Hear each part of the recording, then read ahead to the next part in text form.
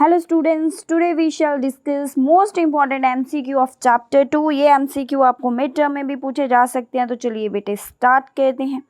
First one है the false feet of amoeba are used for. जो amoeba है वो अपने जो उसके फॉल्स फीट होते हैं, मान लीजिए कोई अमीबा है, जैसे वो अपनी बॉडी को ऐसे एक्सटेंड कर लेता है तो एक फॉल्स फीट बनाता है, जिसे हम सूडोपोडिया भी बोलते हैं बच्चे।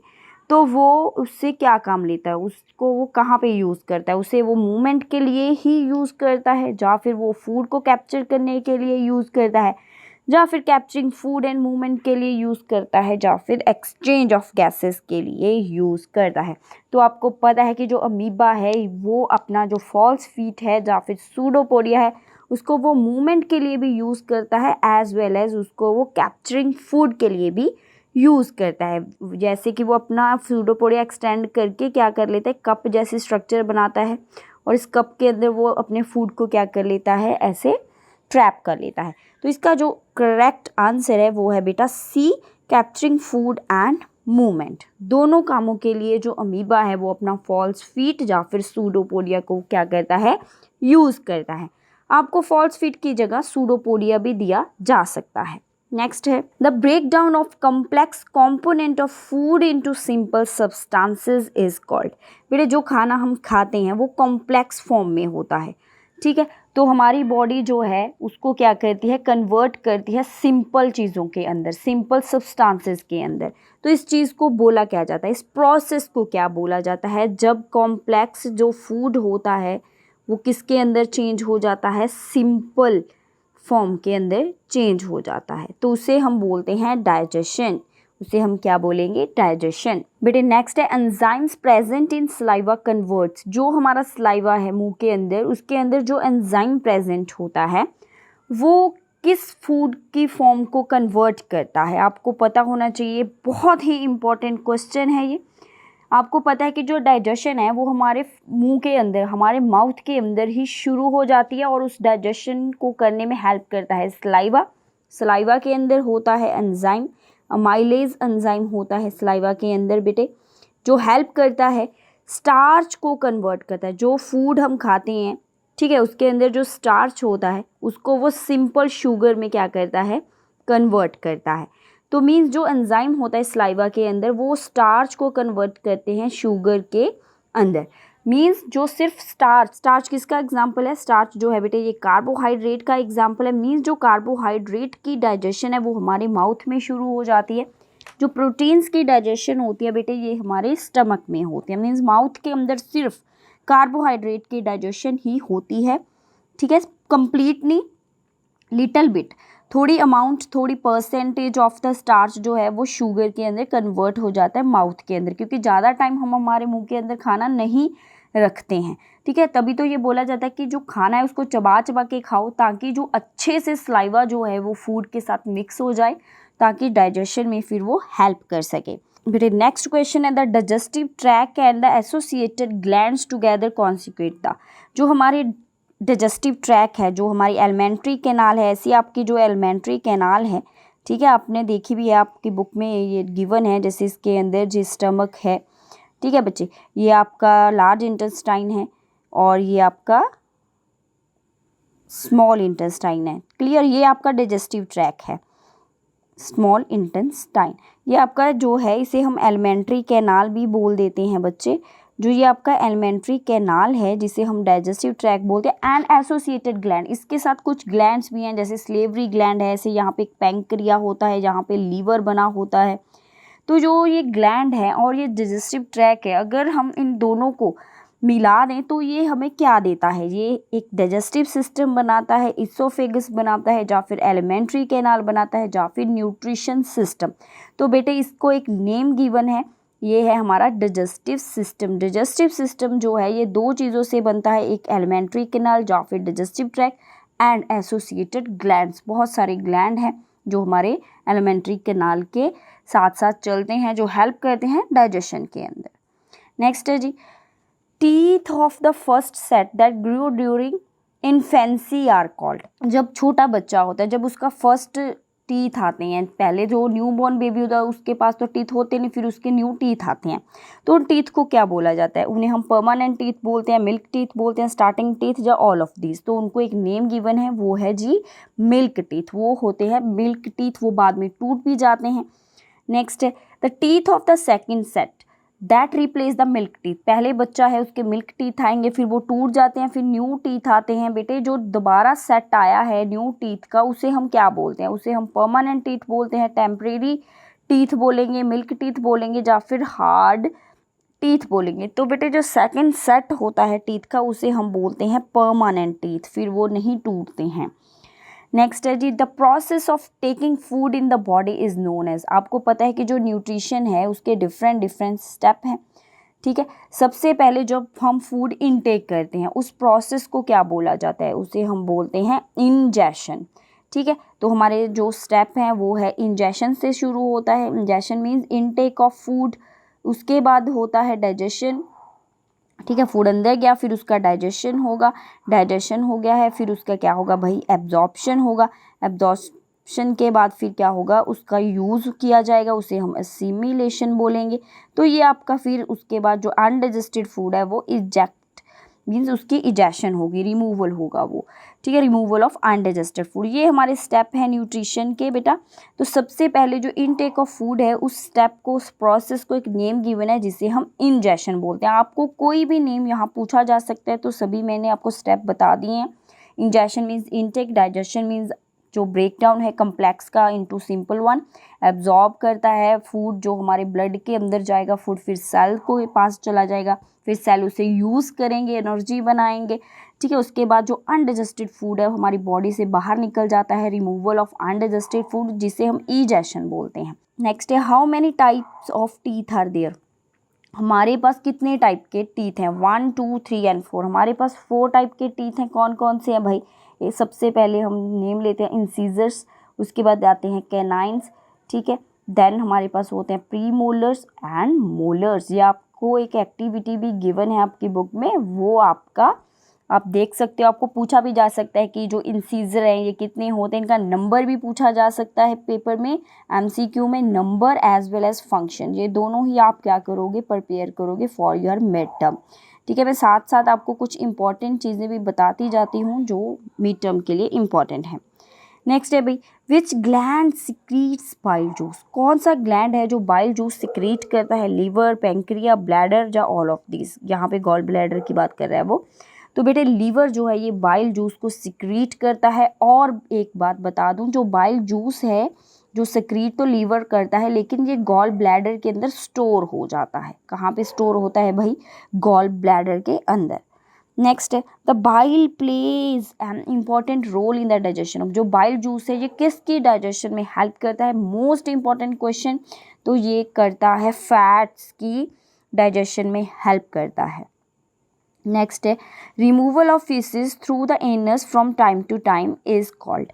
जो हमारा अनडाइजेस्टेड वेस्ट है हमारी बॉडी के अंदर, फूड जो जिसे हम वेस्ट बोल देते हैं, तो जो उसे फीसेस भी हम बोल देते हैं, उसका रिमूवल जो होता है बार बार एनस के थ्रू टाइम टू टाइम, उसे हम क्या बोलते हैं? उस प्रोसेस को क्या बोला जाता है? हम पीछे भी बात करके हैं, तो उसे हम इजेशन बोलेंगे। नेक्स्ट है cellulose is a type of. Cellulose जो है ये किसका टाइप है? ये फैट है भाई, ये कार्बन डाइऑक्साइड है, कार्बोहाइड्रेट है, या ऑल ऑफ दीज है? तो सेलुलोज एक टाइप है कार्बोहाइड्रेट का, और हमारी बॉडी में ये डाइजेस्ट नहीं होता है। एनिमल्स, काऊ जो हुआ है, जो ग्रास ईटिंग एनिमल्स हैं, इनको डाइजेस्ट कर सकते हैं। नेक्स्ट है the finger like outgrowth of human intestine help to. जो बेटे हमारी स्मॉल इंटेस्टाइन है वो क्या है? आउट ग्रोथ है उसके अंदर, ऐसे वो फोल्ड हुई है फिंगर लाइक, जिसे हम विलीज बोल देते हैं।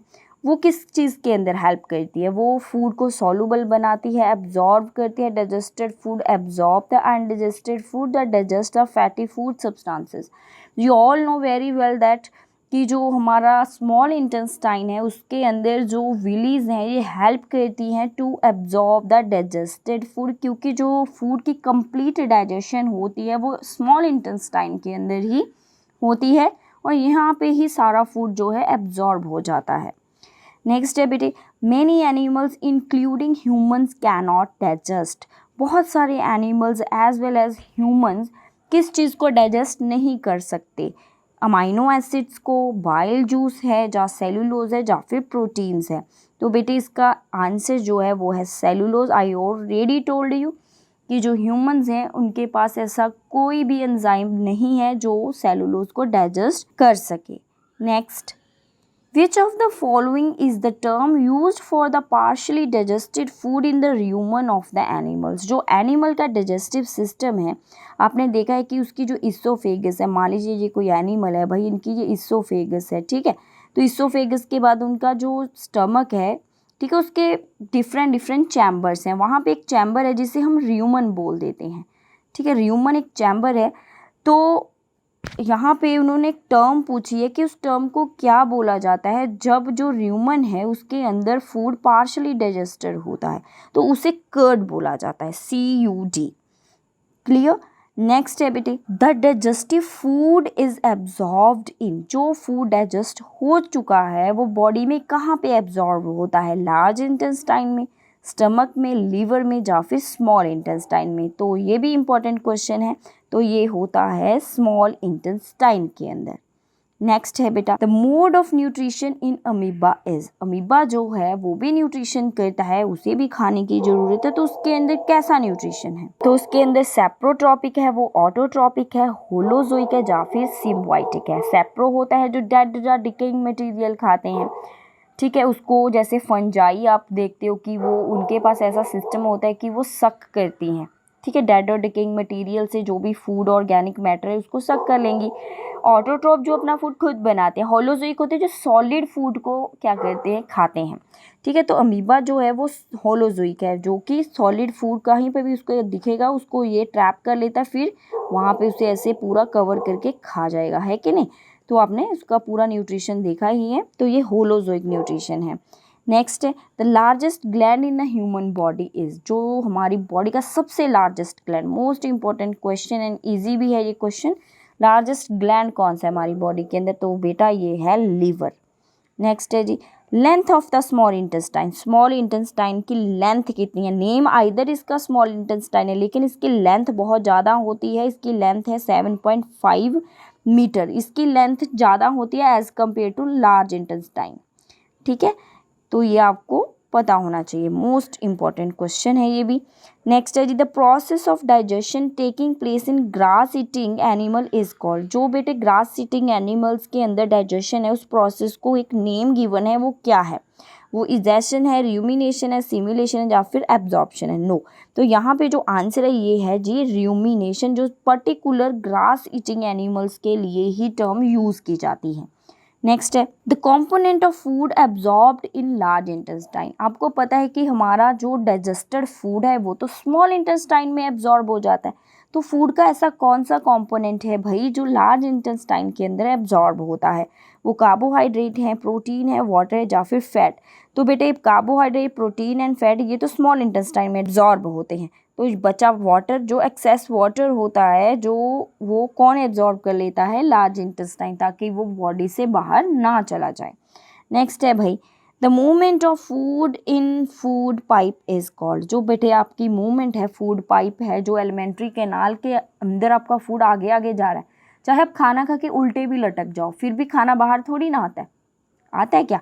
जैसे आपने खाना खाया फिर आप उल्टे लटक गए, ठीक है, आप पेड़ पे चढ़े, वहाँ पे आप मैंगो तोड़ने गए तो उल्टा लटकते जा रहे हो, आप शरारतें करते जा रहे, फिर भी आपका खाना बाहर नहीं आता, क्यों, खाना तो आगे आगे जा रहा है। वो एक मूवमेंट होती है, कौन सी मूवमेंट है भाई, वो लीनियर है, रेक्टिलिनियर है, स्मूथ मूवमेंट है, कैसी मूवमेंट है, वो बेटे एक स्पेशल मूवमेंट है जिसे हम पेरिस्टाल्टिक मूवमेंट बोलते हैं। बहुत ही इंपॉर्टेंट क्वेश्चन है ये भी।